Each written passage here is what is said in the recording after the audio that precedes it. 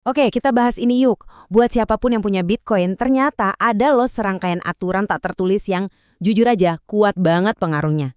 Ini bukan sekedar tips and trick, tapi ini adalah akumulasi kebijaksanaan yang didapat susah payah dari pengalaman, dari kesalahan, dan tentunya dari kesuksesan komunitas Bitcoin di seluruh dunia. Tujuannya supaya kita semua bisa bertahan dan bahkan sukses untuk jangka panjang. Mungkin kedengarannya simpel ya, tapi di dunia Bitcoin ada aturan main yang nggak kelihatan, prinsip-prinsip yang dipelajari dari pengalaman langsung di lapangan. Dan jujur, tahu atau nggak tahu soal ini bisa jadi pembeda antara sukses besar dan gagal total. Oke, kita mulai dari yang paling dasar dulu ya. Anggap aja ini kayak lagi bangun rumah.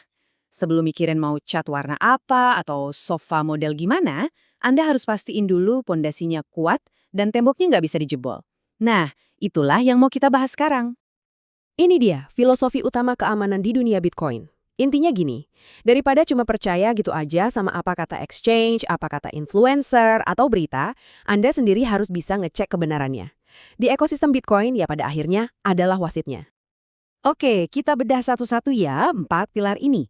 Pertama, kunci pribadi Anda. Ini adalah Bitcoin Anda, bukan cuma akses ke Bitcoin Anda. Jadi jagalah kayak Anda jaga nyawa sendiri. Kedua, jangan pakai ulang alamat Bitcoin. Ini penting banget buat jaga privasi transaksi Anda di blockchain. Ketiga, rasa curiga itu teman baik Anda. Pertanyakan semua tawaran yang terlalu bagus untuk jadi kenyataan, semua berita heboh. Dan yang terakhir, dan ini yang paling penting, ingat, di dunia Bitcoin Anda itu bank buat diri Anda sendiri. Nggak ada orang lain yang bakal nanggung jawab buat ngelindungin aset Anda. Nah, setelah benteng teknisnya berdiri kokoh, ada lapisan keamanan lain yang sama pentingnya. Kan ada pepatah, rantai itu cuma sekuat mata rantai terlemahnya. Dan sering banget yang paling lemah itu, ya kita sendiri, manusianya. Ini dia aturan kerahasiaan nomor 1. Di dunia Bitcoin, nggak pamer kekayaan itu bukan cuma soal gaya hidup, tapi itu strategi bertahan hidup. Makin sedikit orang yang tahu Anda punya apa, makin kecil kemungkinan Anda jadi target.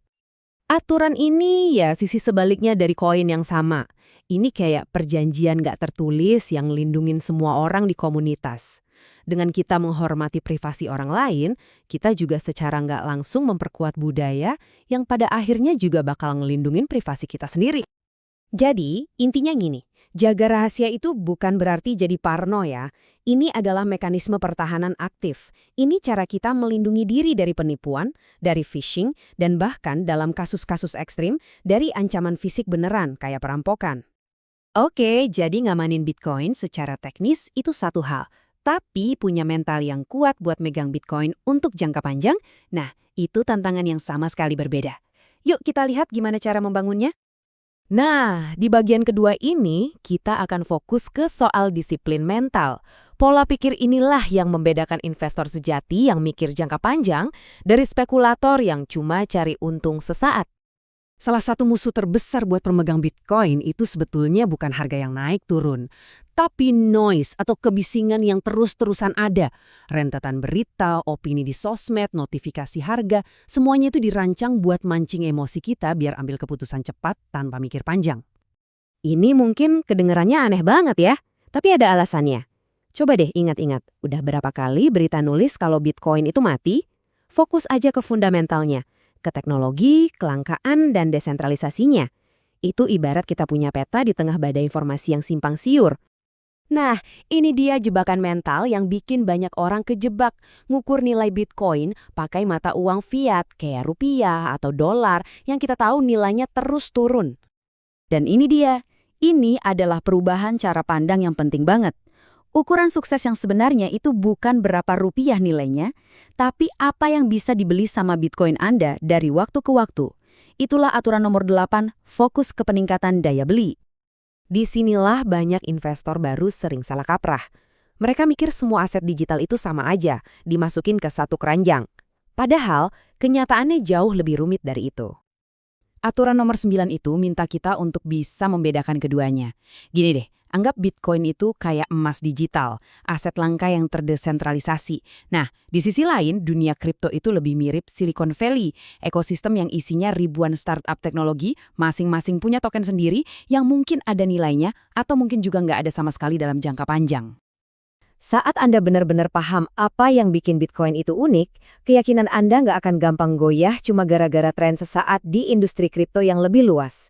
Pemahaman inilah yang jadi jangkar Anda. Oke, kita sampai di aturan terakhir. Sampai sini kita udah ngomongin cara ngelindungin Bitcoin dan cara ngelindungin pikiran kita. Tapi aturan yang terakhir ini melampaui itu semua. Ini adalah pondasi dari semua aturan lainnya. 9 aturan pertama tadi fokusnya ke aset dan strategi Anda. Tapi aturan yang terakhir ini tentang Anda. Ini adalah dasar di mana semua pilar lainnya berdiri. Yap, ini dia, aturan ke-10. Mungkin kedengarannya nggak nyambung ya, tapi ini adalah aturan yang paling manusiawi dan mungkin yang paling penting dari semuanya. Pikirin deh, apa gunanya bangun kekayaan kalau kita nggak punya kesehatan buat menikmatinya? Stres gara-gara urusan finansial itu beneran ada dan nyata.